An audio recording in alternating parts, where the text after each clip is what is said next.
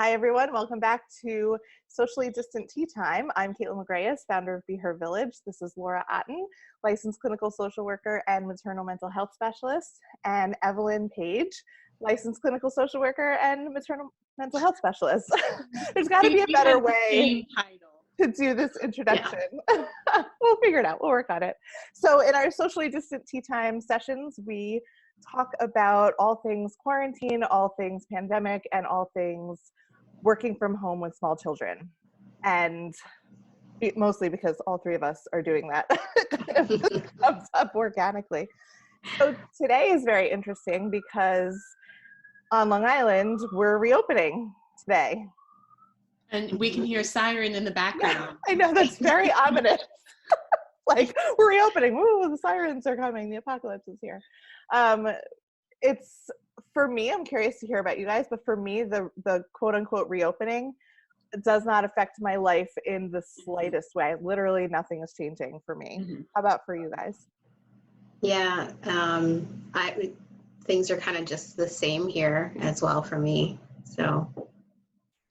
Yeah, personally, the same, though. I was going to bring that up this week because I feel it too, just trying to make plans. And so many of the moms I work with are trying to figure out with their partners, okay, where we stand, because now we're seeing people going to the beach. We're seeing people having play dates or including some family members.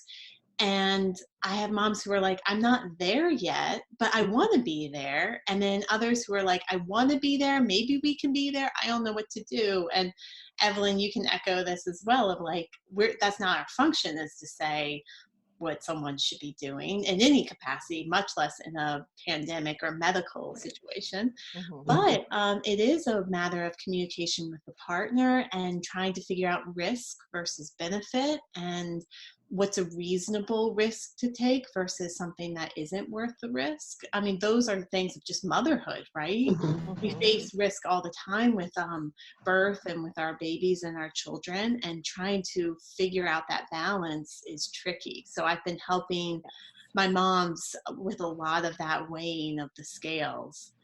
Yeah, I mean, I can just share my own family's experience. So me and my mother and my father, I see them separately, they're divorced, will come and socially distance visit. We've done that since the beginning. So they'll just come and sit in the backyard or sit in the front yard, and the kids won't go near them. We won't hug hello or kiss hello. And we have a visit, and then everyone moves on. And my mother wanted to see my niece, for my brother's daughter, for her birthday. And it was a really interesting dynamic. Some things it doesn't change. Like the things that mothers are trying to figure out with their 6-month-old, like she was trying to navigate this with her 39-year-old. So like it was interesting how it's not all that much changes from early parenthood to late parenthood.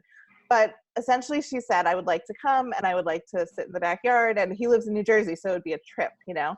And he was adamant that she was not to come because, and the reason he gave, and I would imagine a lot of people are handling things like this. Like he was socially distancing with his friends, responsibly seeing people, but with his mama, he didn't want any risk that he or his family were the ones that got her sick if she got sick. Like he just wanted to be completely guilt-free. And on our Zoom family happy hour, I was like, well, Chris, like I hear you and I get it, but Chris is my brother. But she's an adult, you know, and like you have to treat her like an adult, and you have to let her have her own risk assessment and let her make the decision. And so there's no clear answers. That was just my take on it. And I told him, like, I felt like he was, with lots of love in his heart, he was a little bit being disrespectful to her because he wasn't letting her have the autonomy to make her own decision and make her own choices about this. So there's no right or wrong, but I would imagine that many family members, both partners for their own children, but also, you know, seeing the grandparents seems to be like a big question because of them being in the higher risk group, right, that we're hearing of. I mean, everybody's at risk. I'm not trying to downplay that, but the grandparents are typically of grandparent age, and in this age group that we're told if they get it, it could be really, it could be fatal. It could be really awful. So yeah, it's interesting. I would imagine a lot of people are having difficult conversations with no clear right or wrong. Right. Yeah. Yeah, there's kind of a lot of navigating between everybody's different comfort levels with different kinds of risk, right? And so we're all kind of evaluating that, like for ourselves, with our partners, for our kids, and it gets a little tricky. There's not, like we said, there's no like right or wrong answer. There's no like clear answer. Mm-hmm. So it becomes, I think, a source of tension for a lot of people. Yeah. And so emotionally loaded, because you mentioned that with grandparents, but we want to see grandparents for the emotional support they give, childcare purposes, like raise your hand, you know, I'm Yeah. raising mine, like, so there are all of these, like the desires there, or, you know, if you're watching your friends all have play dates and you feel left out of that, or your kid really wants to go to camp this summer, but is camp even happening? And is it changing week by week? And so and I voraciously read any article I can get my hands on about this from experts of like, okay, so no one has the answer to give you, which is frustrating and difficult, Mm-hmm. but there are steps to take to come to a decision. And again, this is true for any difficult decision you're making as a parent. And it involves your partner and it involves the other party. So like she's comfortable doing that, but he needs to get the okay with it too. And like being able to, you know, one of my biggest recommendations is allowing yourself to make the better decision at the time based on the information you have at that time. Because so often I've been hearing, well, if I had known that, I would have done something different. It's like, but you didn't know that. And we are finding out more information all the time, but we can't think about, well, what information will we have in August? I need to use that magical information I don't have to make a decision now. But looking at now of like, okay, this is what I do know. So I need to make a decision based on that. And the way those what ifs. And maybe like your brother wants to be guilt-free, and you'll never be truly guilt-free in all of this, where we take a risk every day by just being out in the world. And of course we would love to live like that, but we can't. There's always going to be a risk. Yeah, he definitely feels like it. Sorry, Evelyn. He feels like it's specifically about our parents. I think he gets a little insulated too because he's in Jersey. So they're at my house. I live down the block from them, you know, and it's like a very different. But you're right. Anywhere you go, there's risk everywhere. Sorry, Evelyn, what were you going to say? Yeah, no, I was just going to say with, you know, what you were saying, Laura, I think it's like we can only make those decisions based on what we know right now. And it's okay if we make a different decision next week as we get more information or we learn more things. Like, you know, the decision that we make today doesn't have to stand forever. So it's okay to kind of, if you learn more or, you know, something in you or with your partner changes, it's okay to make a different decision next time. I know that's how I'll be. I mean, we're reopening kind of today. I will be living a different life at the end of June than I am right now if the numbers keep going down. Like I know that, but if numbers change, I'm going to be making different decisions with my partner. And so I'm really trying to stay in the present. Okay, like this is our week, this is our day. And are we going to change our behavior today or not? And not project so much into the future as much as that's possible. Because Evelyn, you're right, it's going to change, but we can change our decision. We can go forward or we can back off a little bit. It's nothing set in stone. So just really good diving off point of what you just said, Laura. You said we should stay in the present moment. I know that's very good for people who are anxious and perseverating, and so we should stay in the present moment. However, I feel like we have to address, this is like something that's riling me up a little bit, that we have no idea, and you guys have smaller kids, but you have kids in daycare, right? So we have no idea what school and daycare settings will look like in September. And on top of that, women are the ones that are going to bear the brunt. And I say that as a very general thing, but it's just the truth. Women, as on the larger scale, are going to bear the brunt. Women are the ones that hold on. Trying to get back to Zoom. Okay, there you are.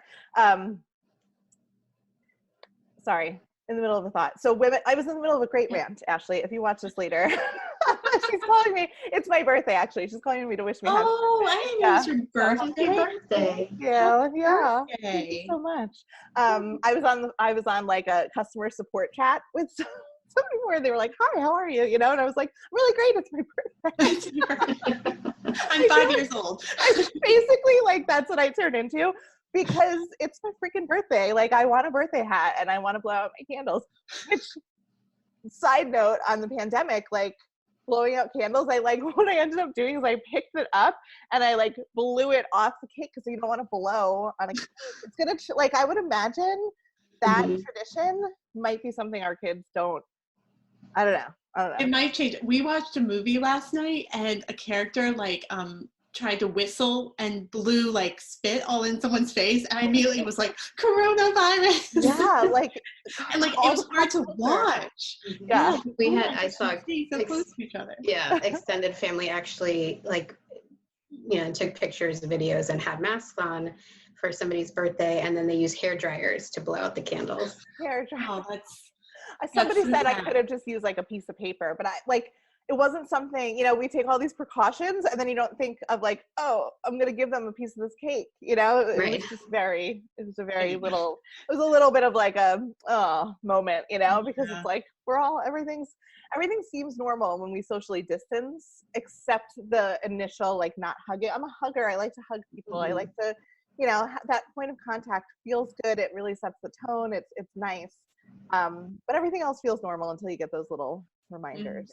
Yeah. So I feel like, back to what I was saying before, that there's all these unknowns about what school will look like. And I know we've talked about my just feelings about masks and my apprehension surrounding them. My apprehension, for myself, it's fine. I wear them now if I go to a store, which is really rare. But I cannot imagine a time or a place where my kids are masked in school all day. And that's separate. Those are like, just for the record, that's separate from my understanding that masks are helpful in preventing, like my scientific intellectual brain is not anti-mask. My emotional heart, where I want my children to have a normal experience, absolutely hates masks, and I cannot imagine them wearing them. However, I'm faced with this issue of like, if I'm uncomfortable with what the school decides is the safest way to open up, I'm the one that's going to bear the brunt of that. My husband is going to be working. He's the breadwinner, and he's got to go in if they ask him to go in. And so I think that's probably the situation for not all, but most women, where their work either gets sacrificed or they somehow have to figure out how to handle working while like keeping an eye on a kid, or the woman is the one that has to scramble for childcare. And I think it just needs to be talked about a little bit, because all I see are mom groups. Like, what's it going to be? What are we going to do? Who's going to work? Who's going to send their kid? But like, are dads asking those questions? I don't think they're asking them in the same way of what the school policy is will affect my ability to work, or the quality of work, or the time I can work. Like, we were talking about getting a babysitter here for the summer if my husband works, even if it's virtual, because if we're both working, we can't. And like, my dad, bless his heart, he's like the one that raised me to be as strong as I am and to do all the things and to take risks and to, and he's like, why can't you work after? I was like, because I don't want to work on my business after a full day of watching children. I'm exhausted after a full day. It's not like watching them like you're just sitting on your butt. Like, it's going to the beach, it's going to the pool, it's playing, it's games, it's work. It's so much work, but I feel like it's a little bit like invisible work, and nobody's talking about how hard childcare is, and it mostly falls on women. So well, it's impossible, and that the leaning into career and children and family and being superwoman is that's such a myth. So leaning in and doing all of it, but there are sacrifices, and there's a matter of, before this there was really that I do feel like you could get a healthy balance of, I've sacrificed X, Y, and Z, but I'm accepting that and I'm comfortable with that. This has thrown that out the window. And there was a commercial I saw on Mother's Day that was like, it seems impossible to be, and it listed, the 15 different roles that mom plays every day, but you've done it. And I just was like, no. She's drowning in all of those job titles. She feels like she's not doing any of those job titles 100% the way that she wants to be doing it. And the expectation that she should be doing it is completely unfair because it's not on the dads. The dads right now, if people are lucky enough to be working right now, which, tens of millions of people aren't, the job comes first for the dad, and there's no question for that. And for the mom, and I'm in the same boat of, husband being the breadwinner, of my career being on the back burner and the kids coming first in that case. And as far as the fall goes, we can't plan because there are no plans right now. So you can talk about, okay, this is our plan A and B and C, but now we just have to wait and be comfortable with just having to wait. So we have to be comfortable, Laura. I disagree with you.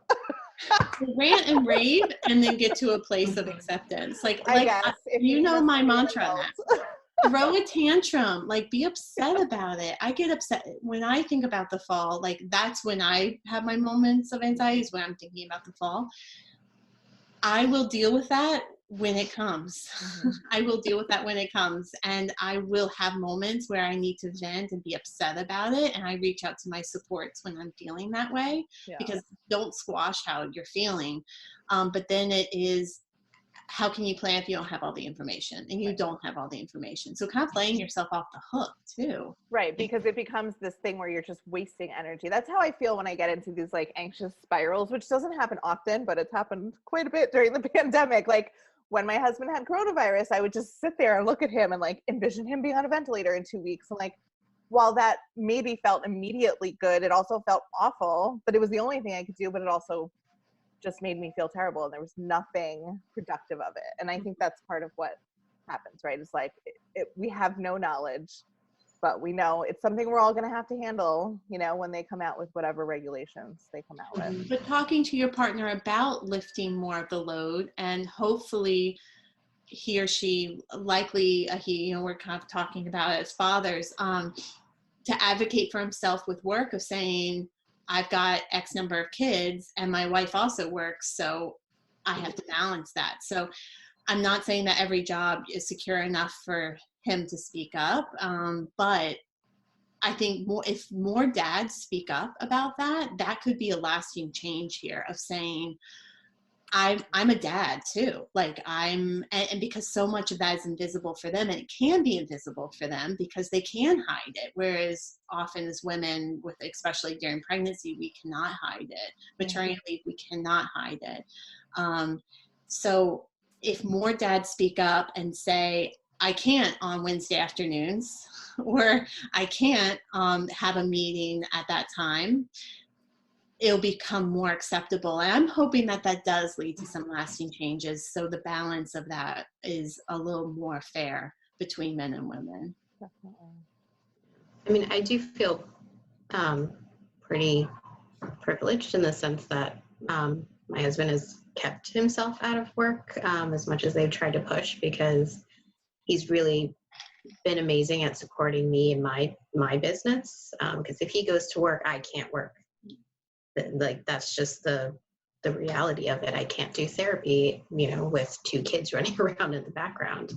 So he's really been kind of, an advocate at his job to be, he's not the only one with small children, as much as some of the people are kind of wanting people to come back into the office. He's like, you can't expect to do that because both people are working and childcare has not been resolved, and it's not fair to make one parent go in at the detriment of somebody else's career too. So it's still, a lot of discussions and negotiations. I think it's also helpful that he and I talk about it a lot, so that we're on the same page, so that, whatever worries or things that are going on are kind of out on the table. And I agree, we can't plan for the fall. We're kind of, a lot of times it feels like we're just planning week to week, because that's as far as we could, in our minds realistically plan. And so, and working, like you said, Laura, with a lot of the moms, it's kind of helping people kind of figure out, what's okay for them. How do they have those conversations with their partners and figuring that out for their family? I remember when I was a stay-at-home mom and I was breastfeeding, we were doing things. Our income was so low when we had kids. It's like shocking that we had kids and were able to survive. But we, we tried to quote unquote save money by doing cloth diapers, and I breastfed everybody and I stayed home with them. So there was no daycare, no formula, no diapers. We really mitigated a lot of the costs. But that was my mentality. And then I saw this meme, or somebody has this quote that just struck a chord in me, and it said, breast milk is only free if you don't value women's time. And I was like, oh, because it's just free labor. And that, I'm not trying to like make anyone feel bad or good or anything about that, but it just like so shifted. Like my thinking was, I'm going to save my family money because this is free. But the idea that breast milk is free, I think is pretty pervasive. It's like formula costs money, but when you start really doing a cost analysis of like, well, a woman who stays in her job and stays, upward movement, stays in the workforce, makes hundreds of thousands of dollars more over the course of her lifetime because she's not stepping out at the peak of her career. I mean, there's studies and there's like, this is a huge issue that women are coming out of there's a mom penalty. You become a mother, you leave the job force, you then re-entering is not so easy, right? It's like you lose your skills, you lose your relevance, you lose your connections, and you lose all the salary that you would have made had you stayed. But so the idea that breast milk is this free thing when you're actually the real cost, it's almost like I want to make like a diagram of like the iceberg, it's like this is the breast milk that's free, and then here are all the costs that are actually associated with it. And I think if we really valued women's work and women's time, both in the workplace, but also the work that we're doing at home and the care that we're providing for children, it would all really feel different. So, I think what we can do, certainly on the micro scale, is like you guys are saying, is have those conversations and have those conversations from that point of view that the work we do is valuable, whether it's in the office or home with the children, that there has to be some sort of agreement and like foundational understanding of that worth when you look at decisions that you make as a family regarding all of this. Yeah, and the value it gives to society, caregiving. And as we get older and we become the sandwich generation of also taking care of our parents, which falls mainly on the women, as well as, adolescent, teenage kids, often you're stuck in, the sandwich. But how valuable that is and what that gives to society and to the community to have these women, mostly women, taking care of children and the elderly. Is so valuable to everyone. So it's not just valuable for the family, but also for the whole community. And right now that plays into this as well. It's like, am I helping my community out by making decisions about social distancing and saying no to certain things to keep people safe? And what can I be doing to help out the healthcare workers and all the essential workers? Because we are connected in this. We are, absolutely. And this is not where this needs to go, but I feel like it needs to be stated that like at the very least on Long Island, there is not a universal acceptance that is what we need to do, that we need to stay socially distanced, that we need to wear masks, that we need to not harm members of the community. And it's a really interesting time to be alive, and it's a really interesting time to be alive on Long Island, I think in particular, because we have such a diverse political landscape and a diverse, I don't know how else to describe it, but there's people like crowding bars, on Long Island, and nothing's even supposed to be open yet. So it's unfortunate that take that you just described is not the accepted standard, but absolutely, I think that we need to look at what we're doing and what women are contributing on the whole, for sure. And we do have to take that, when we see that, take that deep breath, and we cannot control other people. And if you find yourself saying, if only that person, then everything would be okay. Like, that's not helpful. So it goes back to, well, what can I do? What decisions? You know what we can do? We can unfollow them on Facebook, because that's what I'm doing.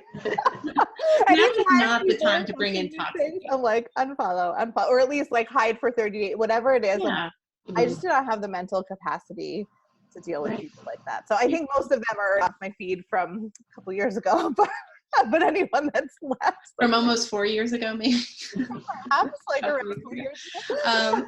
Yeah, but it is that acceptance of the things we don't have control over, and taking the risks that we and our partners are comfortable with, and also just that deep breath of, I'm making the best decision I know how, and it might not be the right decision, but you know what? I'm doing the best I can. And doesn't that just describe motherhood?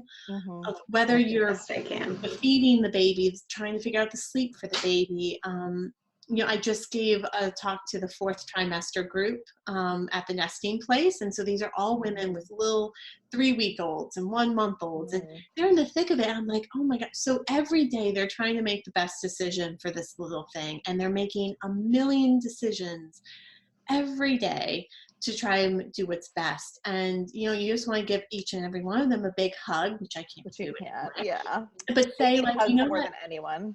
They need hugs, and they need to be told, you know what, you're doing the best you can, and you're doing a great job. And can we all say that to ourselves right now and acknowledge that this is hard, and we really are doing a great job with this. We are. We're amazing. Yeah. Write it on a Post-it and just stick it on your mirror, so you see it every morning. You're doing the best that I can.